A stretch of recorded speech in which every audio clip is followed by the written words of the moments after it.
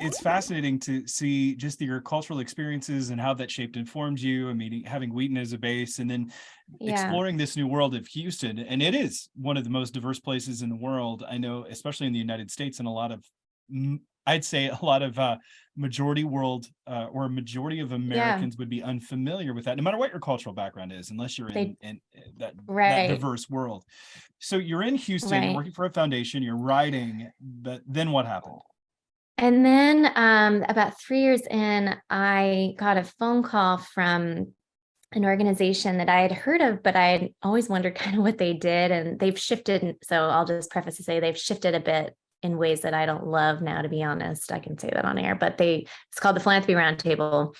And basically it's like a gathering, or it's an organization that tries to help foundations and individual donors give more wisely, kind of according to their values. So there was a group of donors who were kind of members of this essentially association that were getting very concerned about the fact that it felt like character building institutions were running out of fashion, and who was really kind of like, where are the Boy Scouts anymore? Like, how come we don't seem to have as many institutions, both in our education system, public and private, families, sports? Like, it just feels like the moral layer of giving people like beautiful desires and well-ordered loves and all that's kind of gone by the wayside in a more technocratic nation.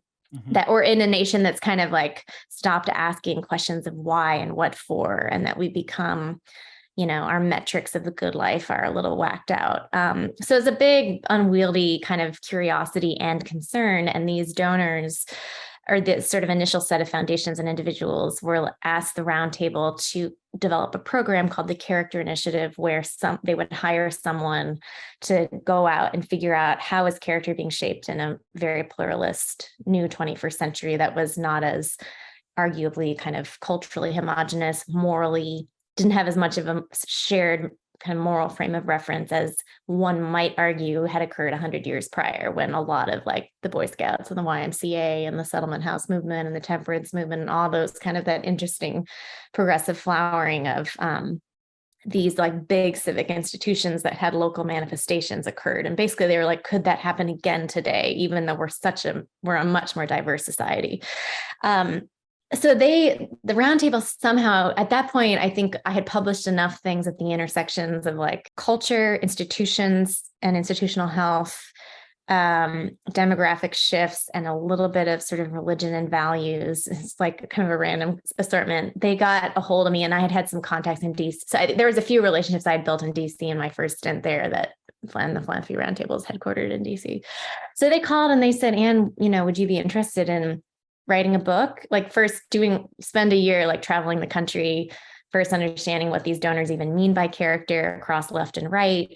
But then just go out and go across civil society and go to any institution that claims to be forming people morally, and bring kind of your interest in and your sensitivity to cross-cultural dynamics into the question of moral formation. And would you write a book about it for us? And then maybe help build a more consequential like coalition of donors around whatever principles you discern. So it was kind of this amazing question.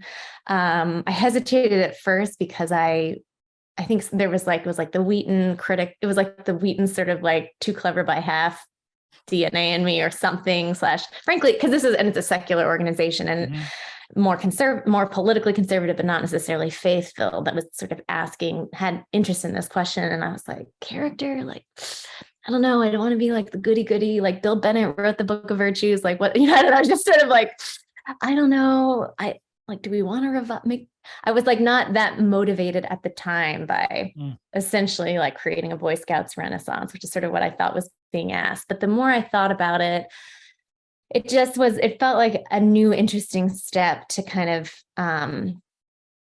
almost give a little bit more of, not a sermon to my vocation, but like there was something attractive about, I'll just put it this way, because my experience in Houston personally had been one where, like I said at the outset, I really felt like I was given a series of substitute families in different communities and through certain kinds of institutions that took me in, that kind of refashioned me after I had sort of just had a bit of a mess of things occur right before I left to go to Houston. And I think I was just like, I am very interested now in essentially the role of substitute families, and or at least the role of this broader web of institutions that, whether you wanted to say it's the church or a voluntary association or a neighborhood outfit or an a cappella group or this sort of social service collection of volunteers or the arts, like all of that diversity and sort of these collective forms in a place had not only rescued me, but sort of given me fresh purpose and nudged me and kind of at times disciplined me in ways when just, that's its own story. But even my place of work, I felt like was this more, almost became like a church for me at a time when I needed it. So I was interested in this as like, it feels like a lot of people aren't finding in the church or in their families or whatever. They're not finding places of healthy belonging. They're not finding safe places to make mistakes and to be held accountable and to be given grace to get up again and try. They're not being given exemplars. Friendships are declining, like all these things I was kind of aware of that I had experienced in my own idiosyncratic way in my biography.